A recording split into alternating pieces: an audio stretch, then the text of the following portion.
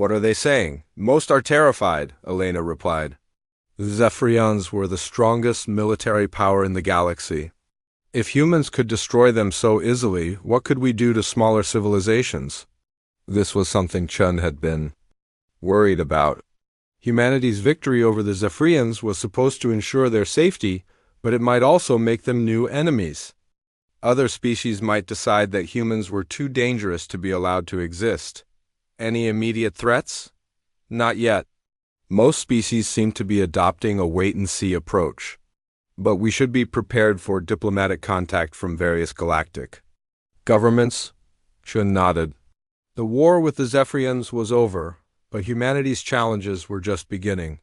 They had announced themselves to the galaxy in the most dramatic way possible. Now they would have to prove that they could be trusted with the power they had demonstrated. Over the following weeks, human ships began arriving in Zephyrian space carrying aid supplies. The contrast was striking. Where Zephyrian vessels had been sleek and crystalline, human ships were blocky and functional. They were much smaller than the Zephyrian warships, but they carried something more valuable than weapons. They carried hope. On the planet Zarian, former Supreme Admiral Corthanus watched human shuttles land in the capital city. The humans who emerged were not conquerors, but doctors, engineers, and relief workers. They set up medical stations to treat the injured and began distributing food to hungry families. Corthanus met with the human relief coordinator, a middle-aged woman named Dr. Patricia Walsh. She was much shorter than a Zephyrian and had skin the color of rich earth. When she spoke, her voice was warm and kind. "We understand that your people are suffering," Dr. Walsh said. "We want to help, but we need your cooperation. Can you help us identify the areas with the greatest need?" Corthanus was amazed by the question. The humans were asking for his help to assist his own people. In all his years of military service, he had never encountered an enemy who behaved this way. "Why are you doing this?" he asked. "We are defeated. You owe us nothing." Dr. Walsh smiled sadly. "We do this because it is right. Your leaders threatened us, so we stopped them. But ordinary people should not suffer because of decisions they did not make." As the days passed, human aid workers spread across former Zephyrian territory. They brought medicine to the sick, food to the hungry, and hope to the desperate. But they also brought a clear message. The old ways were over. The age of conquest and empire had ended. Some Zephyrians resented the human presence. They saw it as a humiliation, a reminder of their defeat. But most were simply grateful to be alive. They had seen their mighty empire fall in minutes, and they understood that they were fortunate to survive at all. In the depths of space, the wreckage of the Zephyrian fleet served as a monument to the power of human ingenuity. Some ships had been towed to safe harbors where their crews could be evacuated. Others drifted silent and dead, tombs for the thousands who had died in the cascade. High Commander Vextara eventually made it back to Zarian aboard a human rescue ship. As she walked through the streets of her former capital, she saw Zephyrian children playing games they had learned from human aid workers. She saw her people learning to use simple technologies that did not depend on quantum networks.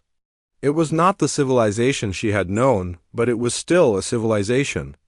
Her people would survive, and perhaps in time they would build something better than what they had lost.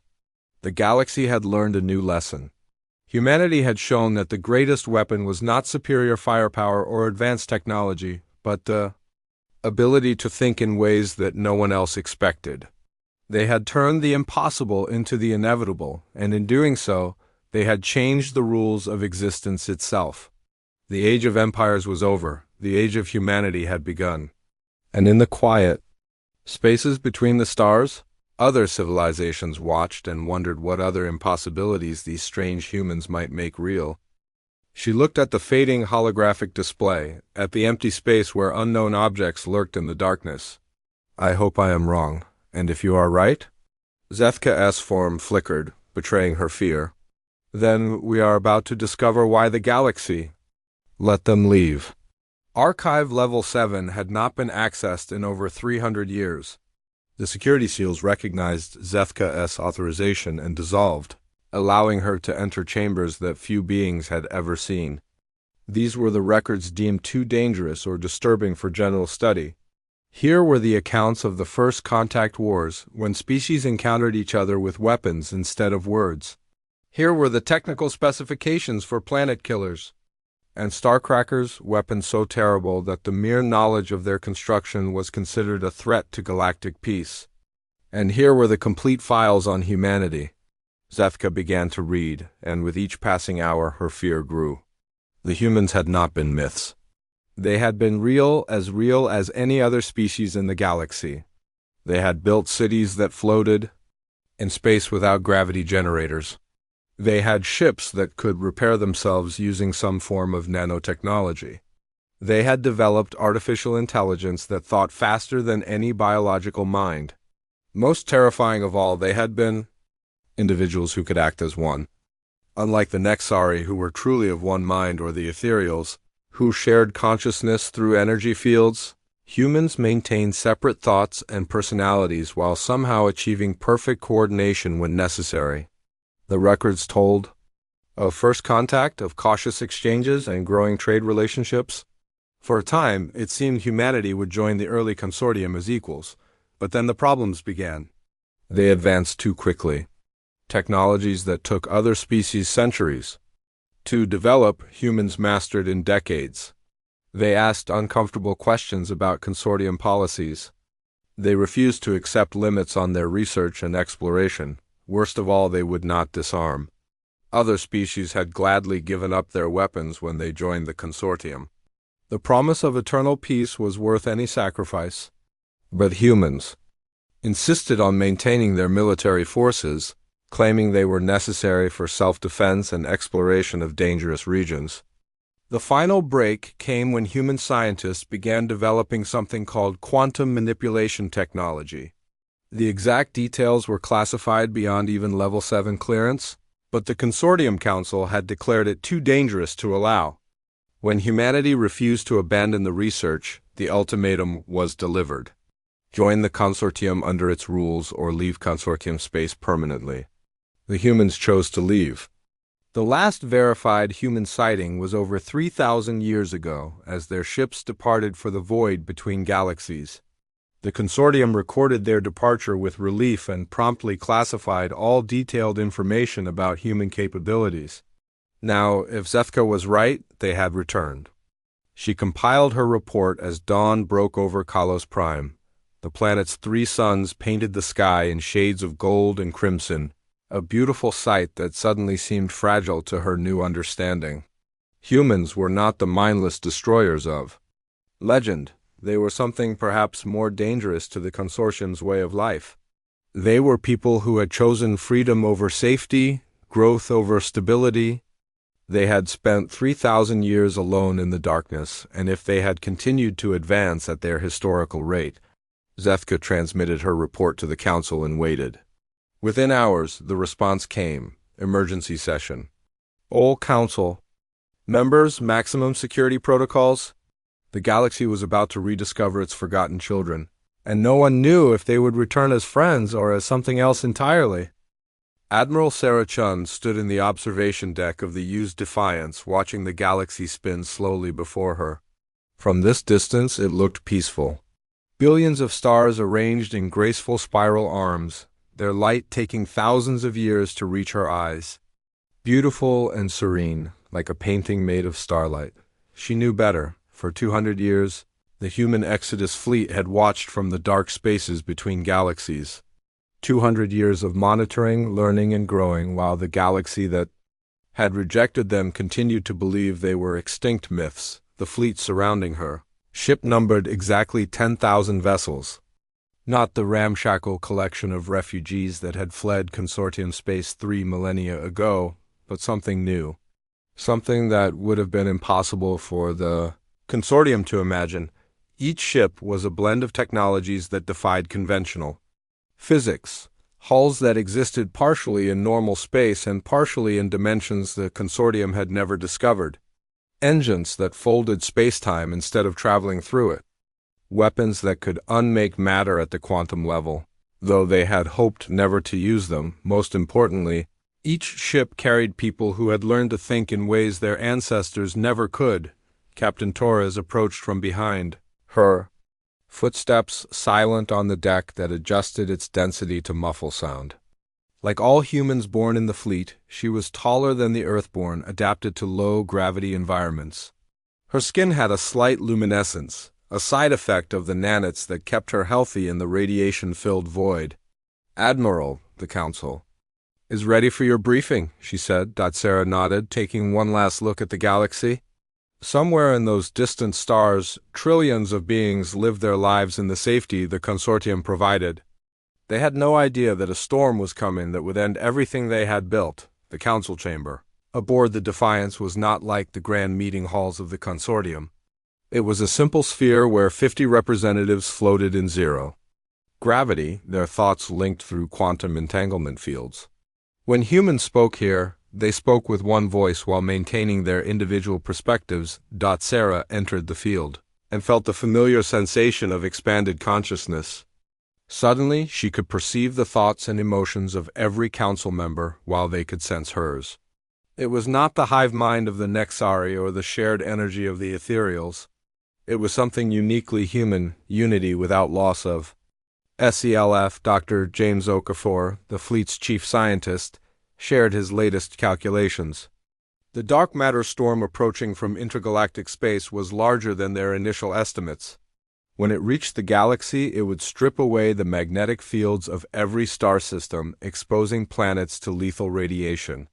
Nothing would survive? Time frame? Asked Colonel Martinez, her mind focused on military implications. 50 years until the leading edge reaches consortium space, Okafor replied. Complete galactic sterilization within 75 years. Engineer Lin Zhao shared her analysis of consortium technology. Their ships were impressive by the standards of 3,000 years ago, but they lacked the basic understanding of dark matter physics needed to even detect the approaching storm. They cannot see it coming, she said simply, the weight of that. Realization settled over the council. The galaxy that had forced them into exile was facing extinction, and only humanity had the knowledge to prevent it. Admiral Reyes, commander of the Second Battle Group, projected his concerns. The question is whether we should warn them. They made their choice when they expelled us. Why should we risk our people for their salvation? His sentiment echoed through several council members. The pain of exile ran deep in human memory. They had been driven out not for any crime, but for refusing to abandon their nature, for insisting on the right to think freely, to advance without limits, to remain individuals while working together. Sarah felt the familiar weight of command. The decision would ultimately be hers, but she wanted to hear all perspectives first. Dr. Lisa Park, the fleet's historian, shared memories from the archives. Images of human children saying goodbye to friends of other species. Scientists forced to abandon research that could have benefited everyone. Artists whose work was deemed too chaotic for consortium sensibilities. They feared us, she said. Not because we were violent, but because we represented change. We reminded them that there were other ways to live, other ways to think. Our existence challenged their perfect order. And now their perfect order is about to be destroyed, added Commander Hassan. Perhaps this is justice. Sarah's mind touched that of Dr. Elena Vasquez, the fleet's philosopher. Elena had been born in the void, had never seen a planet or breathed natural air. Yet her thoughts carried wisdom that came from a lifetime of contemplating humanity's place in the universe. Justice is not the same as righteousness, Elena said. We have the power to save them. The question is not whether they deserve salvation, but whether we deserve to call ourselves human if we allow genocide through inaction. The debate continued for hours. Some argued for revealing the fleet gradually, making peaceful contact before explaining the crisis. Others suggested simply transmitting the warning and letting the consortium deal with the consequences. A few maintained that humanity owed the galaxy nothing. Sarah listened to every voice, felt every emotion. The anger of the exile-born who had grown up on stories of rejection. The sadness of Earth-born veterans who remembered friends left behind. The curiosity of scientists who wondered how consortium technology had developed, the hope of diplomats who dreamed of eventual reconciliation. Finally, she spoke her decision, her thoughts flowing through the quantum field to touch every mind present. We will make contact.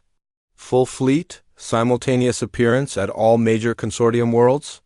No gradual revelation, no careful diplomacy. They need to understand immediately that we are not the same species they banished. The Council absorbed her reasoning. A subtle approach would take too long and might be dismissed as elaborate deception.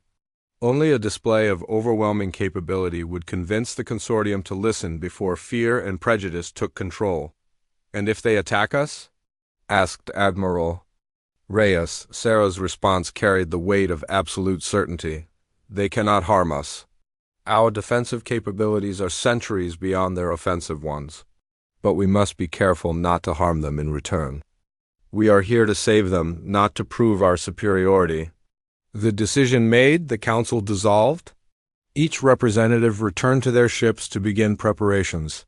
Within days, the entire fleet would emerge from the void and announce humanity's return to a galaxy that thought them dead. Sarah remained in the chamber after the others left, floating in the silence of space. Through the quantum field, she could sense the emotional state of the entire fleet. Excitement mixed with apprehension.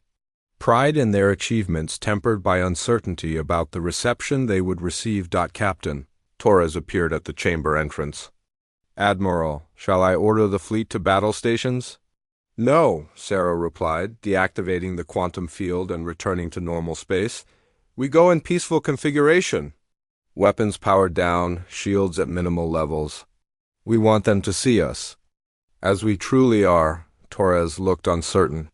Admiral, with respect, the consortium's first reaction will likely be fear.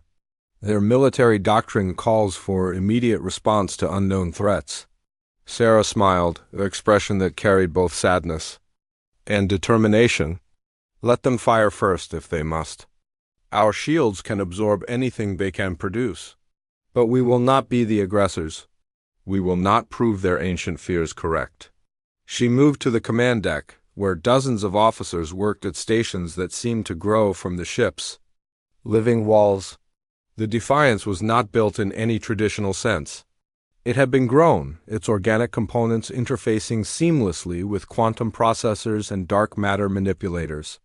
Communications, open a channel to all fleet commanders, Sarah ordered. The response was immediate.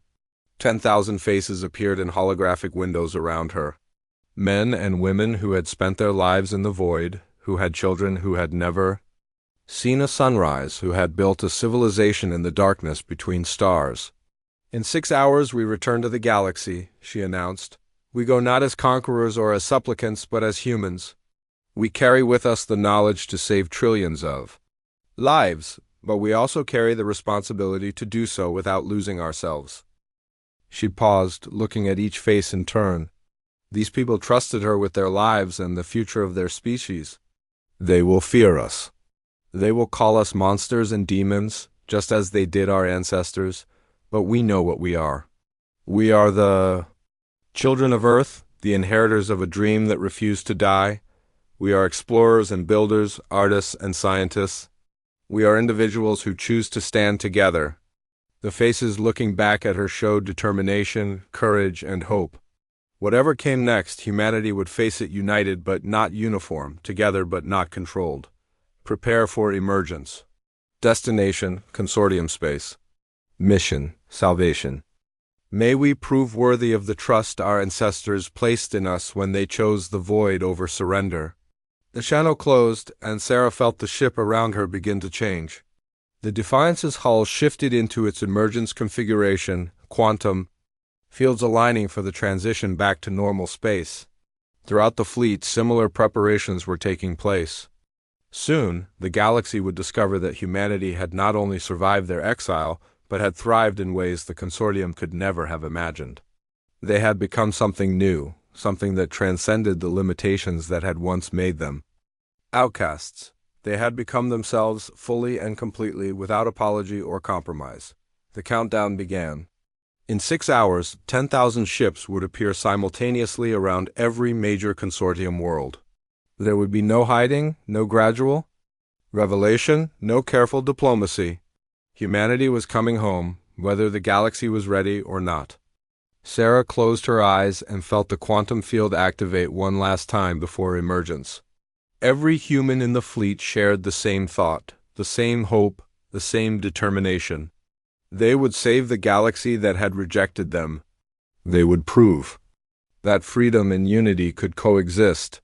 They would show the consortium that there was another way to live among the stars. And if the galaxy still chose to reject them after learning the truth, humanity would save them anyway. Because that was what it meant to be human. To do what was right even when it was not appreciated. Especially when it was not appreciated. The emergence countdown reached 0, and 10,000 ships prepared to fold space and time, carrying humanity back to the stars they had never stopped calling home. Dr. Zethka was reviewing her research in the council chamber when reality broke. One moment, the holographic displays showed empty space around Kalos Prime. The next, they were filled with impossible shapes that hurt to look at directly. Ships appeared without warning, without energy buildup, without any of the signatures that should accompany faster-than-light travel. 10, 50, 100. The numbers kept climbing as sensors struggled to count objects that seemed to exist partially outside normal space. Their hulls shifted between solid matter and something else, flowing like liquid metal while maintaining structural integrity that defied physics. Alarms screamed throughout the chamber. Emergency lights bathed everything in red. Council members from 12 species shouted in their native languages, their translator systems overwhelmed by the chaos. Report, Counselor Prime Yalith demanded, her bioluminescent patches flashing in rapid patterns of distress. Admiral Zichter's mandibles clicked frantically as he processed incoming data. 217 vessels in orbit around Kalos Prime. Similar numbers appearing at every major consortium world simultaneously. No energy discharge detected, no jump gate activation. They simply appeared. On the main display, one of the alien ships dominated the view. It was massive, easily 3 times the size of the consortium's largest dreadnought. Its surface appeared to be alive, shifting and flowing like organic tissue, yet clearly artificial. Patterns of light moved across its hull in ways that suggested vast computational power. Weapon status? Asked General Vekmar of the Vorthic Defense Corps. Unknown. Our sensors cannot penetrate their hulls.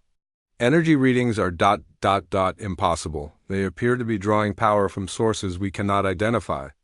Dr. Zethka stared at the ships with growing certainty and terror. The organic curves, the incomprehensible technology, the casual dismissal of everything the consortium considered scientifically possible. These matched the descriptions in the ancient archives perfectly. They are broadcasting, reported communications. Officer Nelvana.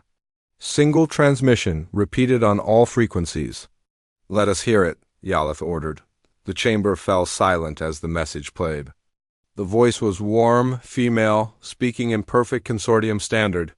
But there was something. In the accent, something that made Zethka's energy field flicker with recognition. Citizens of the Galactic Consortium, this is Admiral Sarah Chun of the United Earthship Defiance. Speaking for the Human Exodus Fleet, we come in peace bearing urgent information about a threat to all life in this galaxy. We request immediate diplomatic contact with your leadership. We have much to discuss. The silence that followed was deafening. Then the chamber erupted. Impossible. Professor Quintalin's reptilian form twisted in agitation. Humans are extinct. They have been dead for 3,000 years. The energy signatures, Admiral Zichter buzzed, his voice tight with fear. They match the fragments in Archive Level 7. These are the readings associated with human technology. General. Vekmar's crystal body had turned a deep, threatening purple. If these are truly humans, then we face the return of the galaxy's greatest threat. We must respond with overwhelming force before they can establish themselves. With what force? Dr. Heschnell asked, her voice sharp. Our most advanced weapons cannot lock onto targets that exist partially outside our reality. Even if we could target them, do we dare attack beings who appear and disappear at will? Yalith raised her hand for silence. Dr. Zethka, you have studied the old records more than anyone. Are these the humans of legend? All eyes turned to her. Zethka felt the weight of the moment, knowing that her words might determine whether the galaxy faced this situation with wisdom or fear. The technology matches what little we know of human capabilities, she said carefully. But the transmission spoke of urgent information about a threat. If these are truly humans, why would they return now? What could drive them back to a galaxy that expelled them? Perhaps they have come for revenge, Thikmar suggested, his crystalline form pulsing with aggressive energy. Then why announce themselves peacefully? Zethka countered. If they wish to attack, would they not simply do so? Their appearance alone demonstrates capabilities far beyond our defensive systems. On the display, the human fleet maintained perfect formation. In orbit. No aggressive movements, no weapon charging, no attempts to approach critical installations. They simply waited, as if giving the consortium time to process their presence. Admiral, Nelvana called out. Incoming transmission from Nexus Central. The human fleet has appeared there as well. Similar message, requesting diplomatic contact. And from Vorthak Prime, another officer added. The same pattern everywhere. No hostile actions, just requests for communication. Counselor Primulath's patches pulsed in slow, thoughtful patterns. If they have the capability to appear simultaneously at all our major worlds, they are demonstrating either perfect coordination or what? Asked Mordok. Or they are no longer individual entities as we understand them. The old records spoke of humans as fiercely independent beings. If they now act with perfect unity across impossible distances, the implications hung in the air. What had humanity become during their 3,000 years in exile? Dr. Zethka approached the communication console. Counselor Prime, I request permission to respond to their message. Dr. Zethka, that would be highly irregular. First contact protocols require, with respect, Counselor, there are no protocols for the return of an extinct species. Dr. Zethka has studied their culture more than anyone. Admiral Ziegter interrupted. Perhaps she should make initial contact. After a moment's hesitation, Yalith nodded. Very well. Open a channel to the human flagship. The main display flickered, then resolved into an image that made several council members step backward in shock. The woman who appeared was clearly humanoid, but changed. Taller than the ancient record suggested, with skin that held a faint luminescence. Her eyes seemed to hold depths that spoke of experiences beyond normal understanding, but it was unmistakably a human face, warm and intelligent, carrying both strength and compassion. I am Dr. Zethka of the Ethereal Collective, speaking for the Galactic Consortium Council, Zethka said.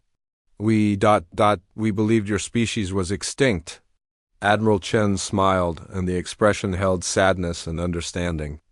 We understand your shock, Dr. Zethka.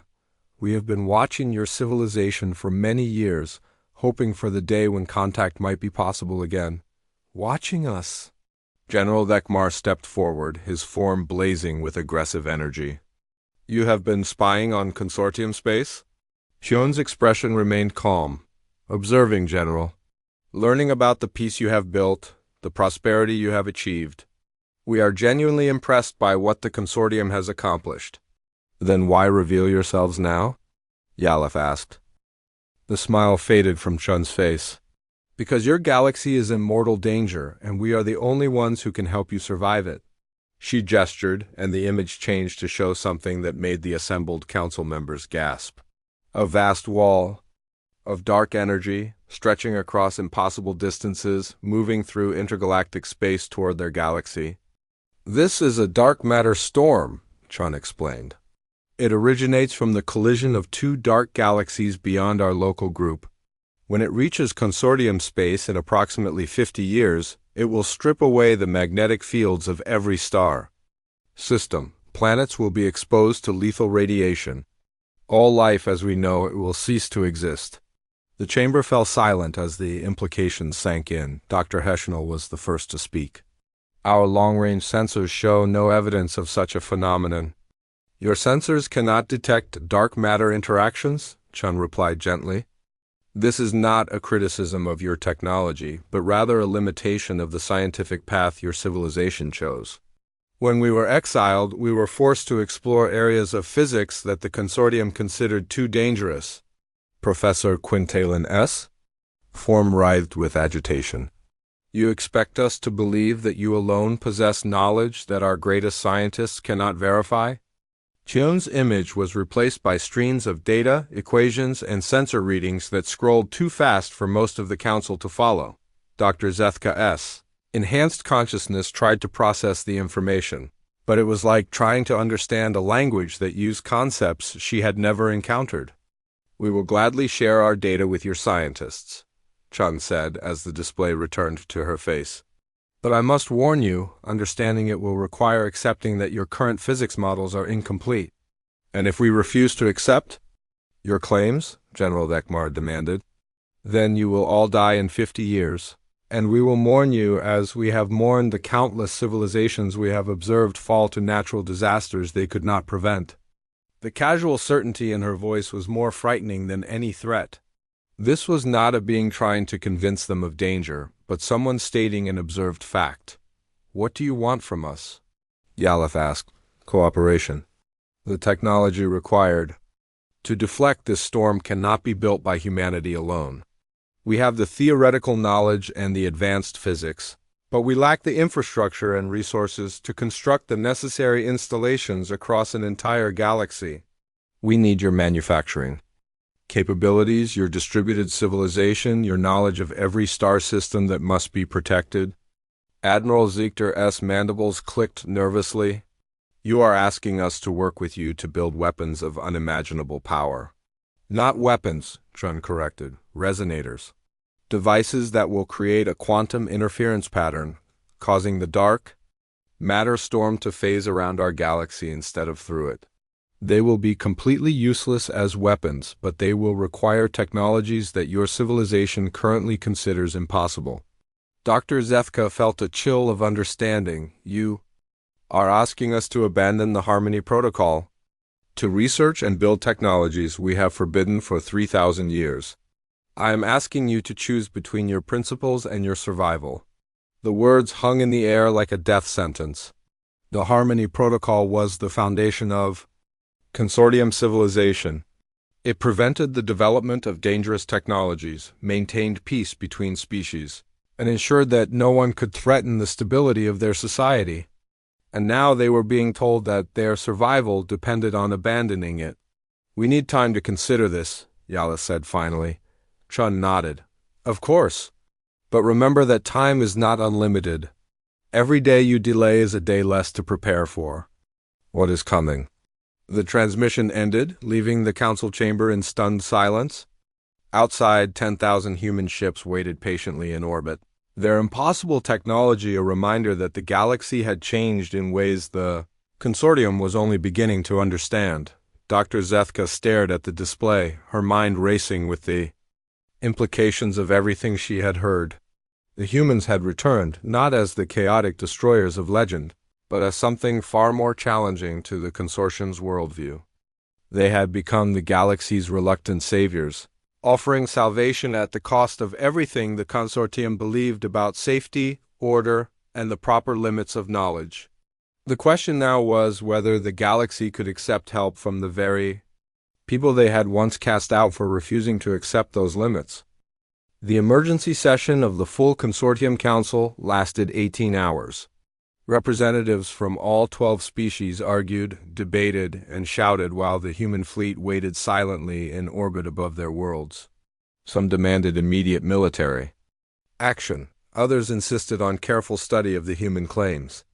A few suggested fleeing to another galaxy entirely. Dr. Zethka watched it all from the observer's gallery, her energy form flickering with exhaustion. She had presented her analysis 3 times, explaining everything the archives revealed about human nature and capabilities. Each time, the council had dissolved into the same bitter arguments, the Vorthak delegation, led by General Vekmar, demanded war. These creatures represent everything our civilization was built to prevent, he declared, his crystal body blazing with aggressive energy.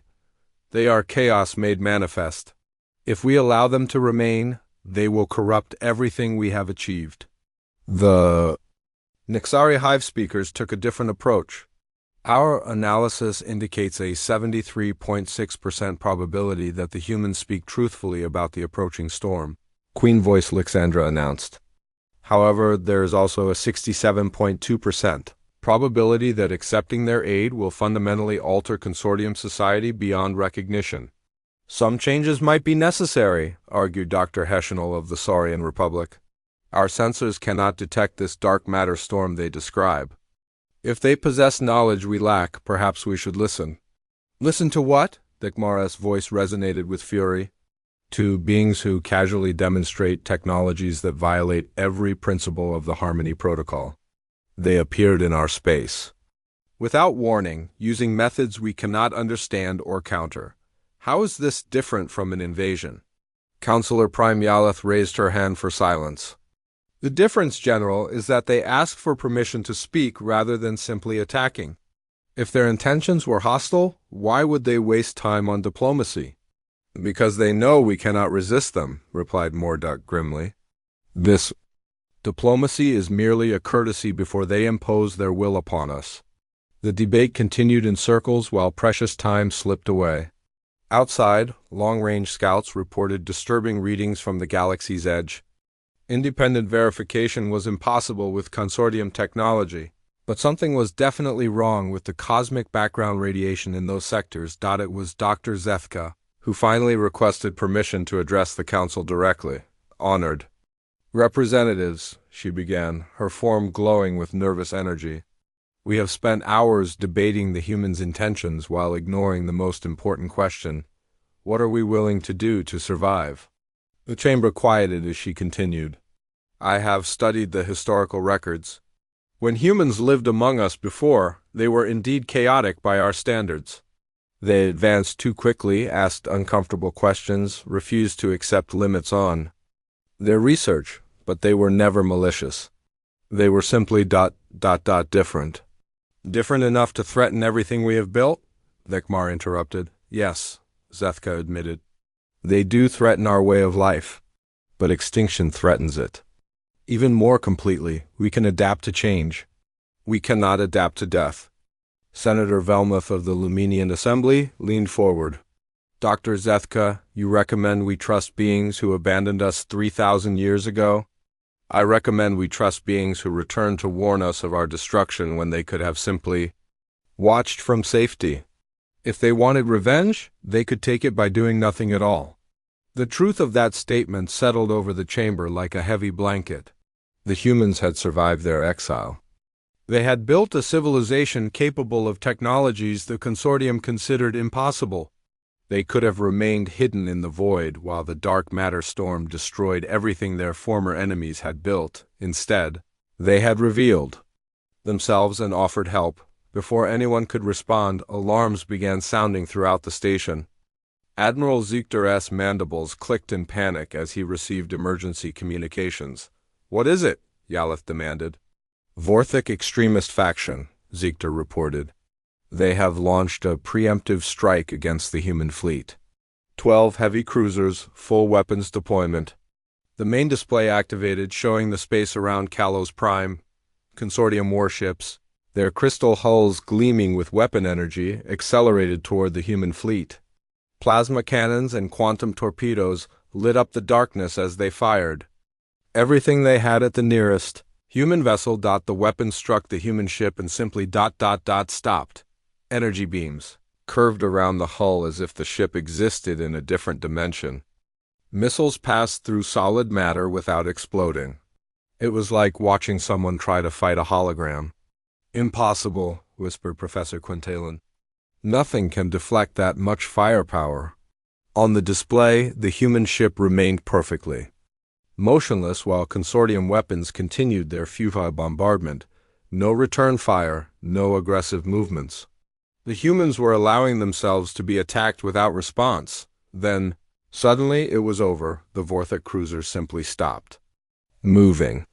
Their engines shut down, their weapons powered down, their communications went silent. They drifted in space like dead hulks, though life support clearly remained active. Admiral Chun's voice filled the chamber. Consortium Council, we regret the actions of your extremist faction. We have disabled their vessels without harm to the crews.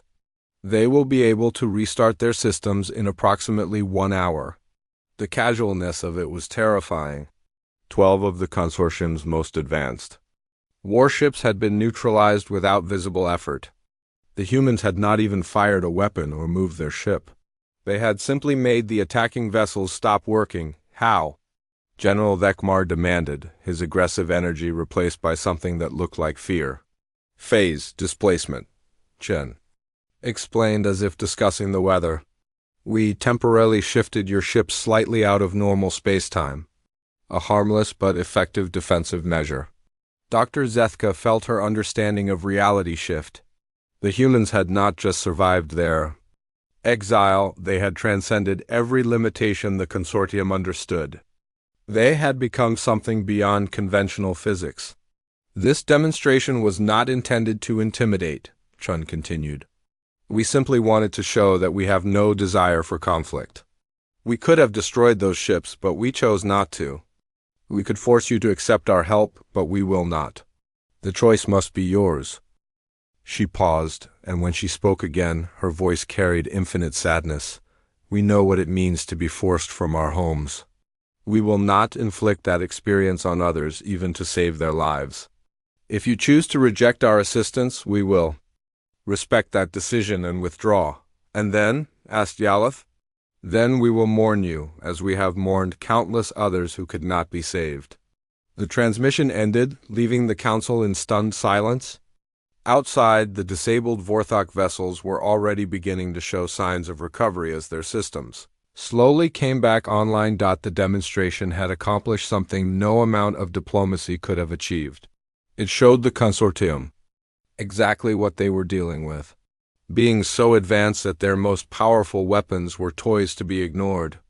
Technology so sophisticated that entire fleets could be disabled without violence, and yet, these godlike beings had chosen to ask for cooperation rather than simply impose their will. Dr. Heschnell was the first to speak. The storm data they provided. I have been analyzing it with our best xenophysicists. The mathematics are sound, even if the underlying principles are beyond our current understanding. What are you saying? Asked Senator Velmuth. I'm saying that whether we trust the humans or not, the evidence supports their claims about the approaching disaster. Professor Quintalin's reptilian form twisted in distress. Even if that is true, accepting their help means abandoning everything the Harmony Protocol represents. It means allowing research into technologies we banned for good reason. It means surviving, Dr. Zethka said simply. Everything else is secondary to that. General Vekmar's crystal body had returned to its normal blue coloration, his aggression replaced by grim acceptance. My ships could not even scratch their hulls. If they meant us harm, we would already be dead. Perhaps ... Perhaps it is time to consider that our fears may be less important than our future. The admission from the most militant member of the council sent ripples through the chamber. If even Vekmar was willing to consider cooperation, the tide was. Turning Counselor Primyalis stood, her bioluminescent patches pulsing in the slow, steady rhythm that indicated deep contemplation. We will put it to a vote. All in favor of opening formal negotiations with the human fleet? Hands, appendages, and energy fields rose throughout the chamber. Not unanimous, but a clear majority. The consortium had chosen to talk. All in favor of beginning joint research into the dark matter storm phenomenon? Fewer supporters this time, but still a majority. Fear of the unknown was being outweighed by fear of extinction. All in favor of temporarily suspending relevant portions of the Harmony Protocol to allow collaboration with human science? The chamber fell silent. This was the moment of truth. Everything the consortium had built was based on careful limits, on the principle that some knowledge was too dangerous to pursue. They were being asked to abandon their most fundamental belief. Dr. Zethka raised her energy field first. Dr. Heschel followed. Senator Velmuth hesitated, then voted yes. One by one, representatives chose survival over security. When the count was finished, the suspension had passed by a single vote. Very well, Yalith announced. Dr. Zethka, you will serve as our primary liaison with the human fleet. Begin negotiations immediately. Time, as Admiral Chun reminded us, is not unlimited. As the council session ended and representatives dispersed to inform their governments, Dr. Zethka remained in the chamber.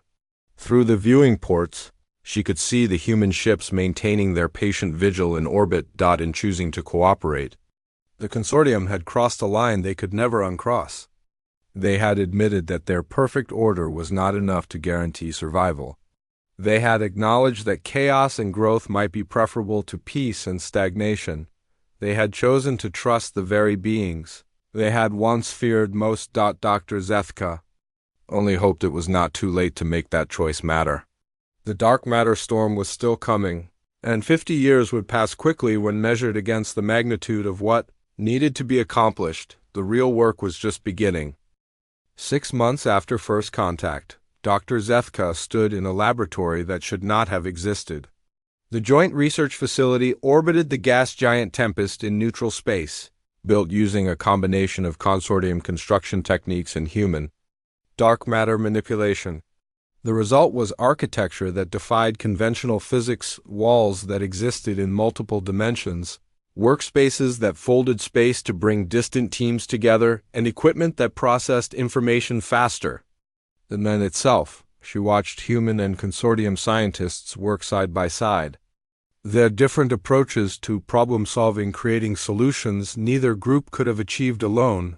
Dr. Elena Vasquez, the human philosopher-scientist, floated beside a Nexari hive speaker, their minds linked through quantum fields while they debugged equations that described reality in ways the consortium had never imagined. The 7th prototype is ready for testing, announced Dr. Park, a human engineer whose age was impossible to determine.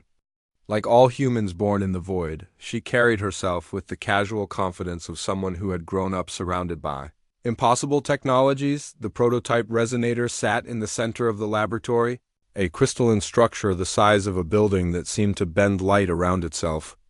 It was beautiful and terrifying at the same time, representing knowledge that the consortium had forbidden for 3 millennia. Are we certain it will work? Asked Dr. Heschel, her reptilian form tense with anxiety. The Saurian scientist had led the consortium team from the beginning, but even she struggled to understand the principles involved. Dr. Vasquez smiled, the expression warm but tinged with sadness. Nothing is certain when you are working at the edge of what is possible, but our calculations suggest a 94.7% probability of success. And the 5.3% chance of failure? Dr. Zethka asked. Could destabilize local space-time, Dr. Park admitted. But the alternative is watching the dark matter storm destroy everything anyway. That was the reality they all faced. The storm had grown stronger as it approached, its leading edge now clearly visible to even consortium sensors.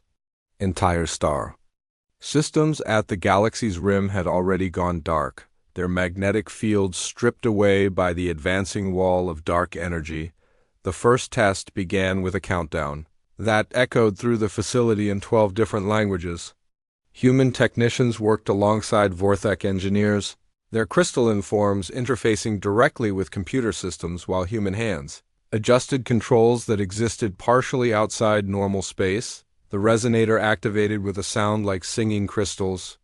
Reality rippled around it as quantum fields aligned in patterns that had never existed before. For a moment, Dr. Zethka felt as if she were seeing the universe as it truly was, not the simple 3 dimensions of normal experience, but layer upon layer of interconnected realities. Then the test was over, and the readings confirmed what they had hoped. The resonator worked. It could create a quantum interference pattern that would cause dark matter to phase around an area of space, rather than through it. 1 down, Dr. Park said quietly. 4,999 to go. That was the scale of what they faced. To protect the entire galaxy, they needed 5,000 resonators placed in precise positions throughout consortium space. Each one required resources equivalent to building a major space station. Each one needed technologies that pushed the boundaries of what either civilization could achieve, and they had 43 years to complete the task. The work began immediately. Human fabrication ships, their hulls alive with nanotechnology, worked alongside consortium manufacturing platforms. In the Vorthic crystal gardens, new forms of crystalline computers grew that could interface with human quantum processors. Nexari hive minds learned to think in the chaotic patterns that human creativity required, while individual humans struggled to coordinate their efforts across thousands of projects simultaneously. It was not easy. Cultural differences that had seemed academic during the initial negotiations became practical problems when humans and consortium members tried to work together. Humans made decisions quickly, often based on intuition and incomplete information. Consortium species preferred careful analysis and group consensus. The first major crisis came when a joint team working on Nexus Prime tried to install a resonator network controller. The human approach required bypassing safety systems that the Nexari considered essential. The Nexari approach required committee approvals that could take months to obtain. Dr. Zethka found herself mediating between Dr. Sarah Kim, a human physicist, and cluster voice Mexandra of the Nexari Collective. "You are asking us to trust systems we cannot fully understand," Mexandra said, her multitude of voices speaking in perfect harmony. "Our analysis indicates 17 potential failure modes that your safety protocols do not address." Dr. Kim ran her hands through her hair, a gesture that Zethka had learned indicated human frustration. "Your analysis is based on conventional physics. These systems operate according to principles that conventional physics cannot predict. You have to trust the math even when the math looks impossible." "Trust without understanding is not wisdom," Mexandra replied. "It is faith." "Sometimes faith is all you have," Kim said softly. "When my ancestors left the galaxy, they did not know if their ships would survive the journey. They had faith that human ingenuity would find a way. It did." The conversation continued for hours, but gradually understanding emerged. The Nexari learned to accept calculated risks based on human experience. The humans learned to explain their intuitive leaps in terms the Nexari could analyze. Slowly, painfully, they found ways to work together. Similar scenes played out across the galaxy as the two civilizations struggled to merge their approaches. Some projects failed, some teams could not bridge the cultural gaps. But gradually, impossibly, the work progressed. Admiral Sarah Chun visited the joint facilities regularly, her presence a reminder of what was at stake. She moved through the laboratories and construction sites with quiet authority, encouraging teams that were struggling and celebrating breakthroughs that brought them closer to their goal. "How are they adapting?" Dr. Zethka asked during one of these visits. They stood on an observation deck watching human and Vorthek engineers install a resonator core using a combination of crystalline manipulation and dark matter control. "Better than I hoped," Chun admitted. "Your people are remarkably flexible when survival is at stake. We have learned much from working with them. And they from you."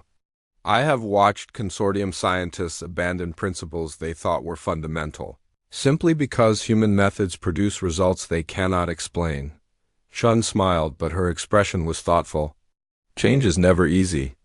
We learned that when we left the galaxy. You are learning it now. Do you think we will succeed?" The Admiral was quiet for a long moment, watching the workers below. "The technology will work. The question is whether we can build enough of it in time." The question was answered 5 years later when the first completed resonator came online. It was installed in a system at the galaxy's edge, directly in the path of the advancing storm. When the dark matter wave reached it, something miraculous happened. The storm split, flowing around the protected area like water around a stone. The star system behind the resonator remained untouched while devastation continued on either side. The celebration that followed could be heard on every world in consortium space.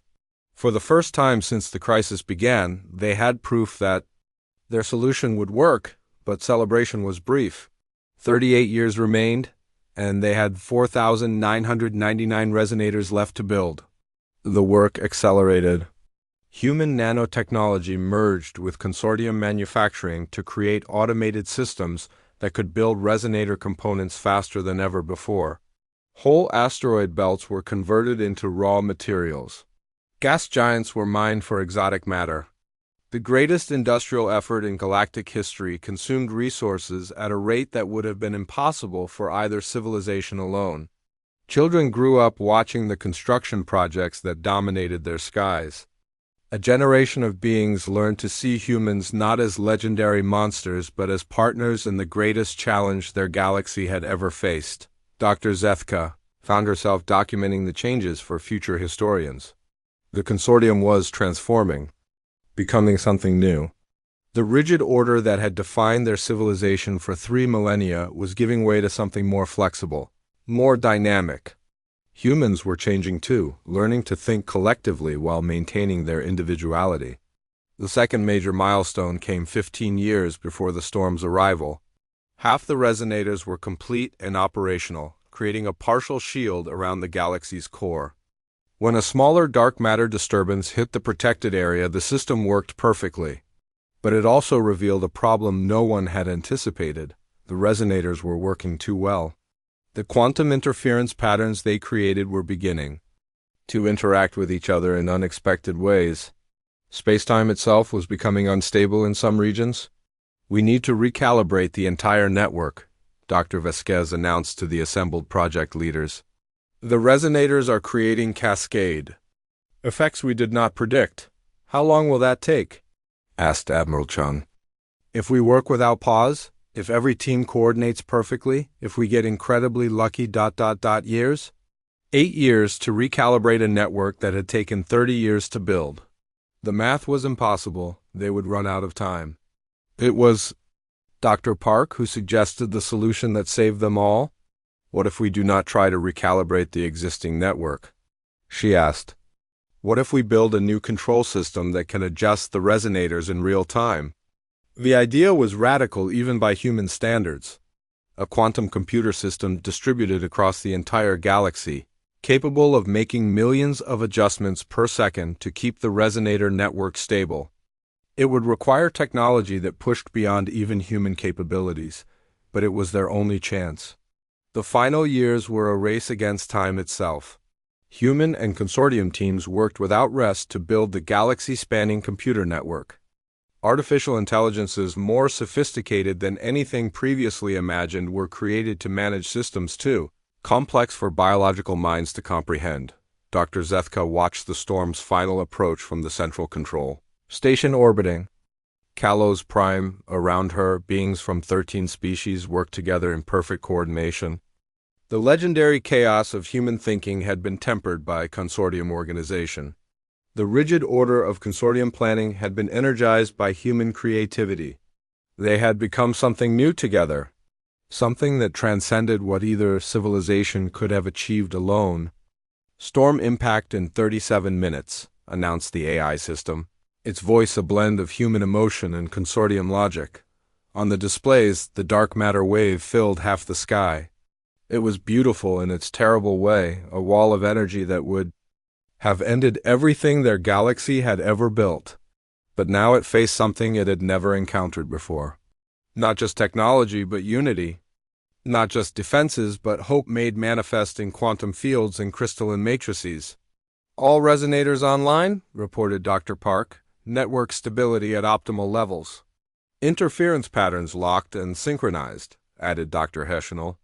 "Ready?" said Admiral Chun simply. The storm struck like the end of the world. Dark energy crashed against their defenses with the force of colliding galaxies. Reality itself groaned under the assault. And held, the resonator network sang with harmonic frequencies as it channeled forces beyond imagination. The storm split, flowed around protected space, and passed harmlessly into the void beyond. Star after star remained untouched, their magnetic fields intact, their planet safe. In the control center, 13 species watched in stunned silence, as their galaxy survived what should have been its death. It is over, Dr. Zethka whispered. We did it. Admiral Chen smiled, tears flowing down her face. We did it together. The celebration that followed lasted for months. But more important than the parties and ceremonies was what came after. The consortium had learned that survival sometimes required abandoning old certainties. Humans had learned that their greatest strength lay not in standing alone, but in standing with others. The galaxy they had saved was not the same one that had faced the storm. It was stronger, more unified, more ready to face whatever challenges the universe might bring. Dr. Zethka updated the historical records one final time, changing humanity's classification from extinct destroyers to the guardians who returned. But she knew that even that was incomplete. They were all guardians now, humans and consortium members together, watching over a galaxy they had learned to save not through conquest or surrender, but through the hardest path of all, learning to trust each other despite their differences. The storm was over. The future, bright with possibility, stretched ahead.